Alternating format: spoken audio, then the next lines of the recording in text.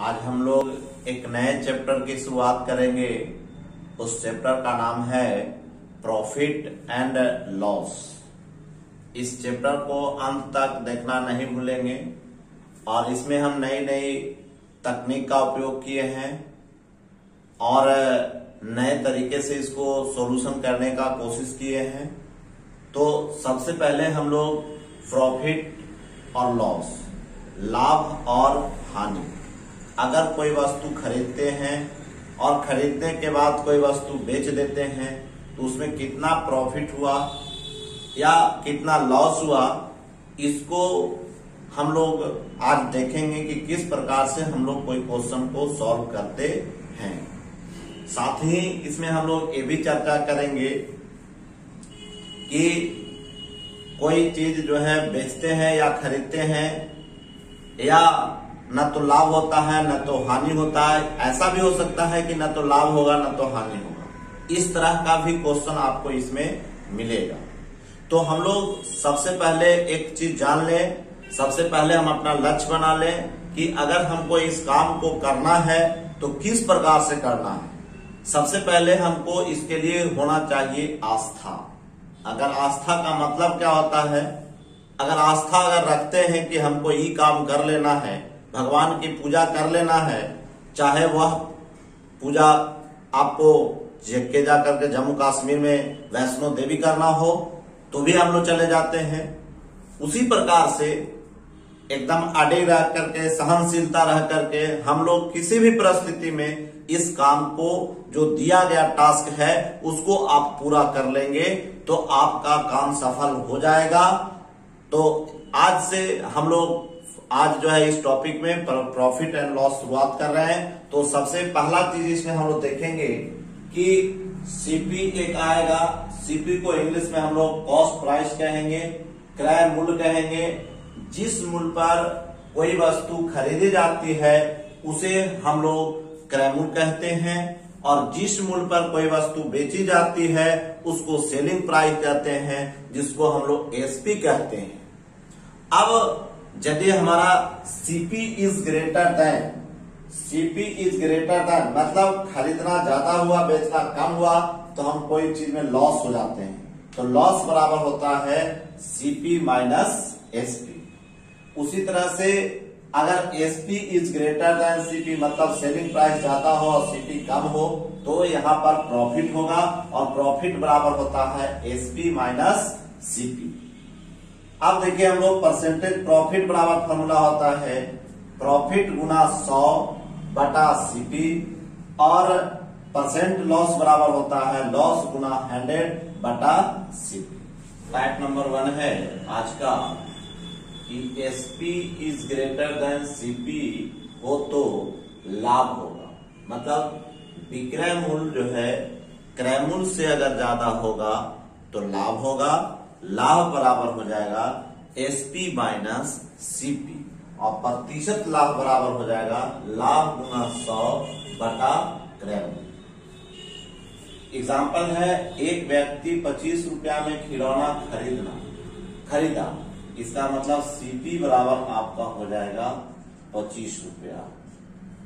Next, खरीद कर 30 रुपया में बेच देता है। एसपी जो हो जाएगा आपका 30 रुपया हो जाएगा। अब हम लोग देखे हैं कि एसपी ज्यादा है यहाँ इसकी अपेक्षा सीपी की, इसलिए प्रॉफिट हो जाएगा।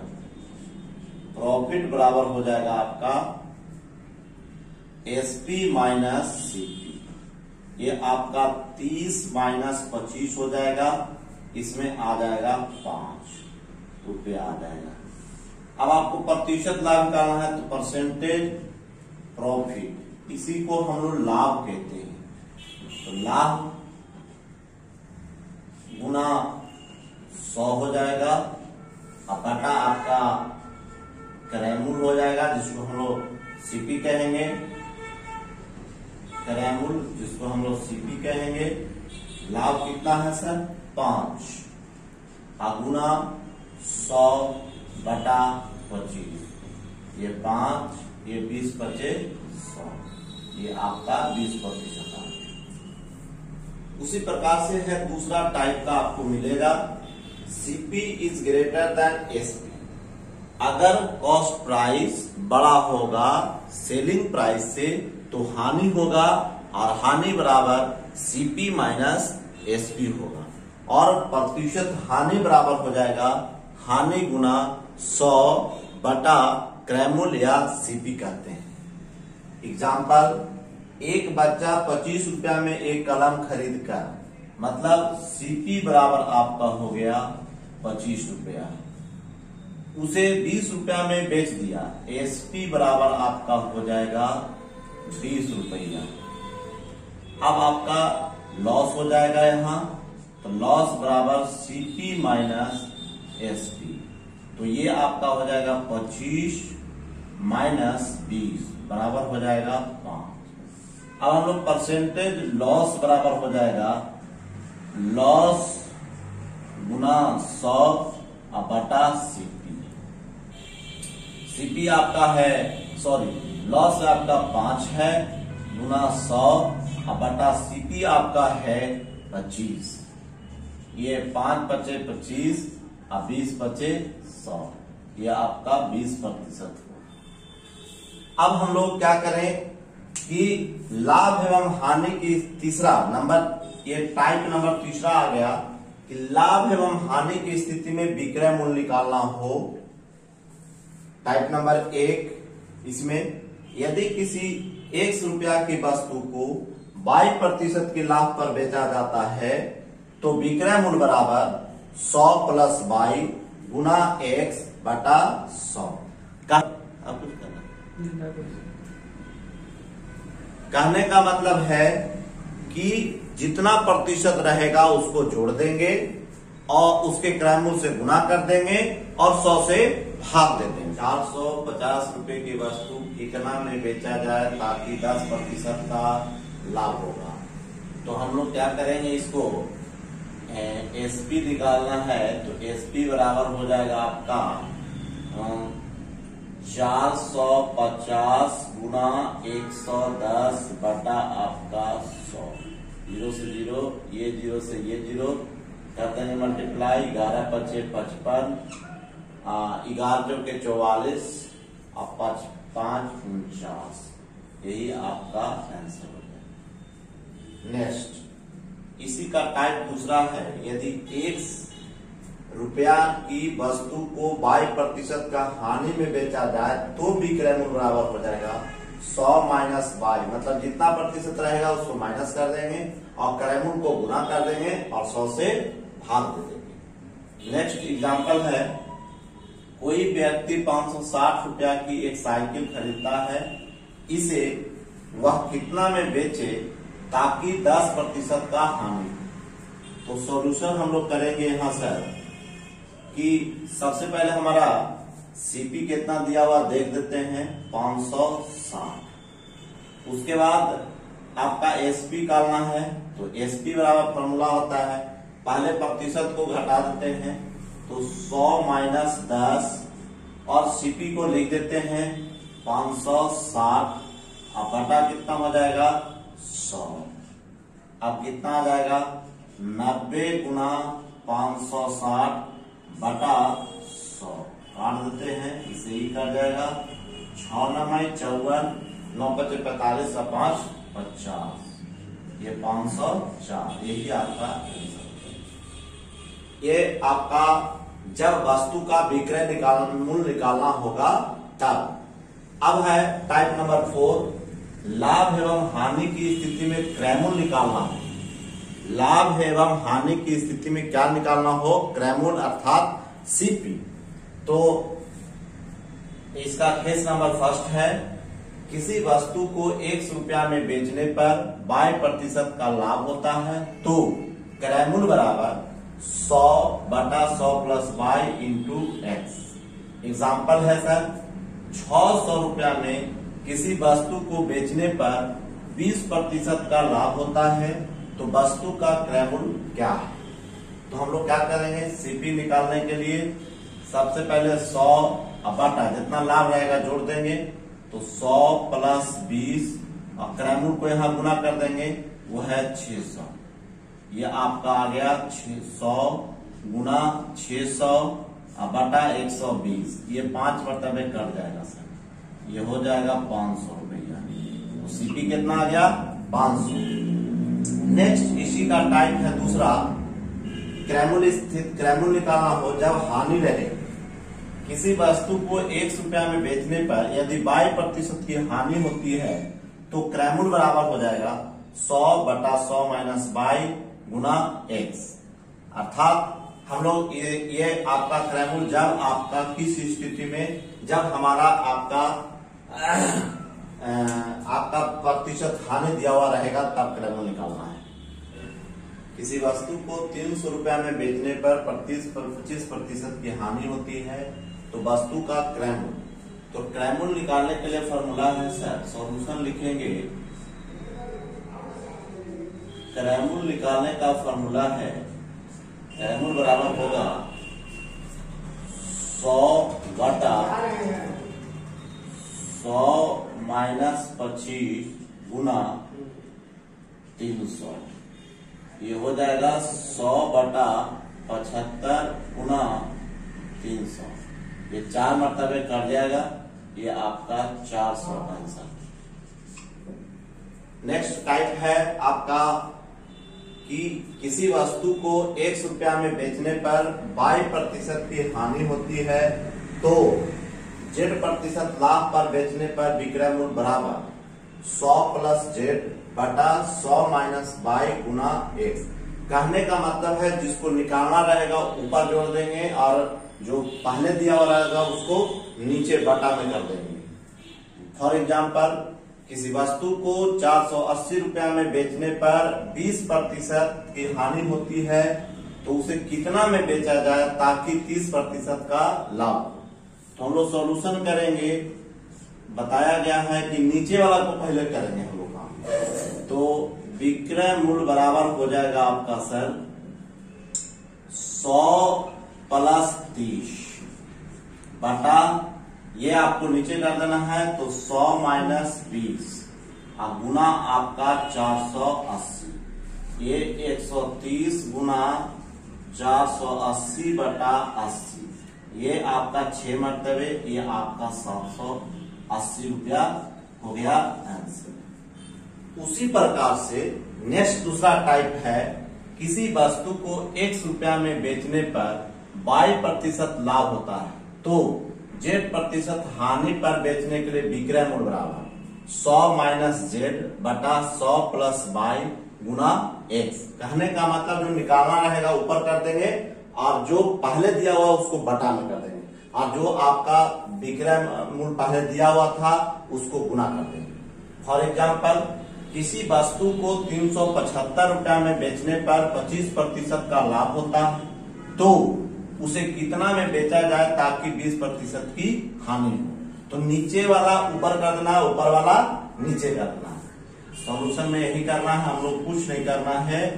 विक्रय मूल्य निकालना है तो विक्रय मूल्य बराबर 100 माइनस 20 बटा 100 प्लस 25 गुना 375, ये 80 हो गया बटा 125 गुना 375, ये 3 मरतबे कट जाएगा, ये आपका 240, यही आंसर है। तो ये दोनों टाइप आपका टाइप नंबर 5 में ए और बी आपका समाप्त हो गया। अब हम लोग नेक्स्ट देखेंगे टाइप नंबर 6। यदि ए किसी वस्तु को बी को x% लाभ पर, बी सी को y% लाभ पर, सी डी को z% लाभ पर डैश डैश बेचे तो डी का क्रय मूल्य बराबर ए का क्रय मूल्य इंटू 100 प्लस x बटा 100 इंटू 100 प्लस y बटा 100 इंटू 100 प्लस z बटा 100। एग्जाम्पल, यदि राम 500 रुपया की किसी वस्तु को श्याम को 20% लाभ पर, श्याम मोहन को 10% लाभ पर बेचता है तो मोहन का क्रय मूल्य क्या है।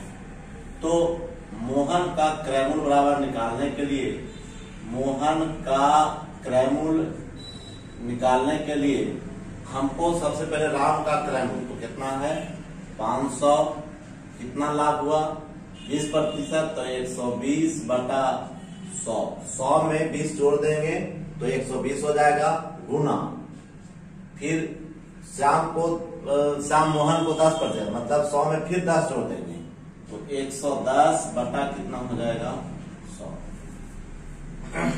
आप काटेंगे, कटेगा जो काट देते हैं तो आपका ये 0 से ये 0 कटेगा, ये 0 से ये 0 कटेगा, ये 5 मरतबे कट जाएगा सर, ये आपका आ जाएगा, हम लोग गुना करेंगे तो 660 रुपया। ये आपका आंसर हो गया।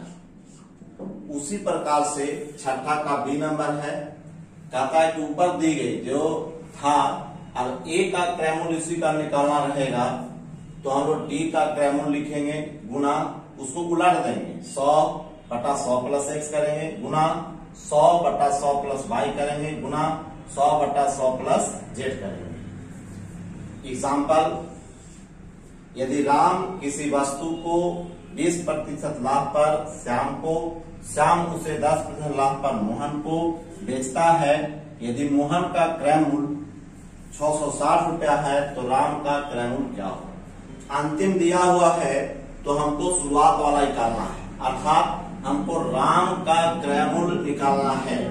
तो सॉल्यूशन करेंगे हम लोग, राम का क्रय मूल्य बराबर हो जाएगा, हमने कहा था कि जो आपका मोहन का क्रय मूल्य है, देख लेंगे मोहन का क्रय मूल्य 660 गुना 100 बटा, जब आपका शुरुआत निकालना हो तो हम लोग जो आपका प्रतिशत लाभ आएगा वो नीचे आ जाएगा, तो यहां हो जाएगा 100 में 20 जोड़ देंगे तो 120 गुना, फिर आपका श्याम को उसे 10%, मतलब 100 बटा आपका 110, ये आपका 6 मरतबे कटेगा, ये आपका 20 मरतबे कटेगा, ये 5 मरतबे कटेगा, इसका आंसर हो जाएगा सर 500 रुपया। ए किसी वस्तु को बी को x% हानि पर, बी उसे सी को y% हानि पर तथा सी उसे डी को z% हानि पर बेचता है, तो डी का क्रय मूल्य बराबर ए का क्रय मूल्य इंटू 100 माइनस x बटा 100 इंटू 100 माइनस y बटा 100 इंटू 100 माइनस z बटा 100।